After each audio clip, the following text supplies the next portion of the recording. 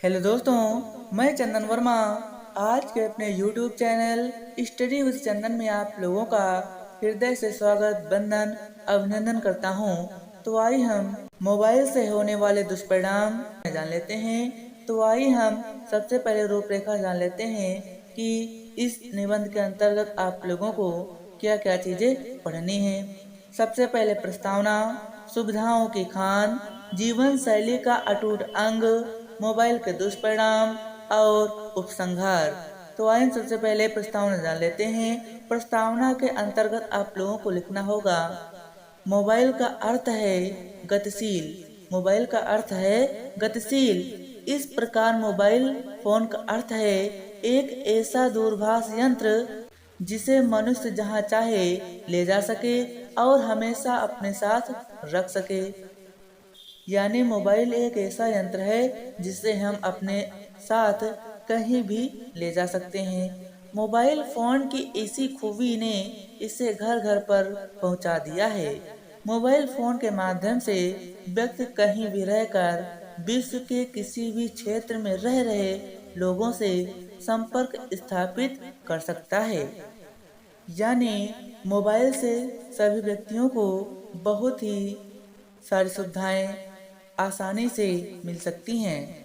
Mobile से हम दूसरे व्यक्ति से बात कर सकते हैं और किसी भी ऑनलाइन कार्य को हम इसी मोबाइल के द्वारा कर सकते हैं। सेकंड है सुविधाओं की खान। वर्तमान समय में इसके नित्य नए नए मॉडल विभिन्न मूल्यों पर उपलब्ध हैं। मोबाइल फोन की कंपनियां ग्राहकों की आवश्यकता को देखते हुए अनेक विशेषताओं वाले मोबाइल फोन बना रही है। यानी व्यक्तियों की आवश्यकता अनुसार प्रत्येक कंपनी मोबाइलों का निर्माण करती जा रही है। आज मोबाइल फोन में बातचीत करने के साथ साथ संगीत सुनने, फोटोग्राफी करने तथा गणना करने की भी सुविधाएं उपलब्ध रहती हैं। और इतना ही नहीं, आज इसका उपयोग कंप्यूटर की तरह किया जा रहा है और मोबाइल फोन पर ही इंटरनेट की सुविधाओं का लाभ उठाया जा रहा है। यानी इंटरनेट की सुविधा के अनुसार आप ऑनलाइन कोई भी कार्य कर सकते हैं। और अगला पॉइंट है जीवन शैली का अटूट अंग। मोबाइल फोन वर्तमान समय में प्रत्येक व्यक्ति की जीवन शैली का महत्वपूर्ण अंग बन चुका है। मोबाइल फोन त्वरित संप्रेषक का मुख्य साधन है। बिजली का बिल जमा कराने से लेकर बैंकिंग क्रियाकलाप तक आज सभी कार्य घर बैठे मोबाइल द्वारा संभव हो जाते हैं। मोबाइल द्वारा हम एक दूसरे से दूर होते हुए भी जुड़े रहते हैं और जो काम चिट्ठी पत्र आदि से हफ्तों महीनों में होता था वह मोबाइल द्वारा मिनटों में संभव है। यानी पहले हमें पत्र के द्वारा किसी को संदेश देना पड़ता था, अब पत्र के द्वारा न देकर अब ऐसा यंत्र आया है मोबाइल, जिसके द्वारा हम प्रत्येक क्षण कोई भी सूचना दे सकते हैं। वह मोबाइल द्वारा मिनटों में संभव है। आज यह सिर्फ सुविधा की वस्तु न होकर हमारी आवश्यकता बन गया है। आज साधारण से साधारण व्यक्ति के हाथों में भी मोबाइल फोन को देखा जाना इसकी उपयोगिता को प्रमाणित करता है। यानी प्रत्येक व्यक्तियों के पास मोबाइल आप लोगों के देखने में आएगा। अगला पॉइंट है चौथा नंबर, मोबाइल के दुष्परिणाम। मोबाइल आज के युग की आवश्यकता है किंतु इसके दुरुपयोग से हानियां भी हैं। यानी मोबाइल से हमें जितने लाभ हैं उतने ही हानियां हैं। पहला पॉइंट है, आजकल युवा वर्ग अनावश्यक मोबाइल का प्रयोग करते हैं। यानी आजकल की जो पीढ़ी वर्ग है वह बहुत ही मोबाइल का अनावश्यक यूज कर रही है। इससे उनका समय नष्ट होता है। पढ़ने लिखने वाले बच्चे कभी कभी मोबाइल में इतना लीन हो जाते हैं कि उनका सारा समय बर्बाद हो जाता है और उन्हें पढ़ने लिखने का समय नहीं मिल पाता है।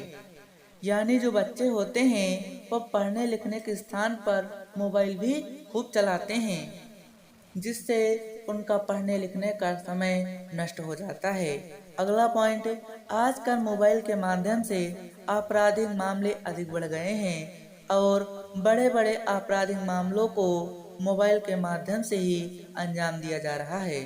अगला पॉइंट, मोबाइल के अत्यधिक प्रयोग का असर हमारे मानसिक स्वास्थ्य पर भी पड़ रहा है।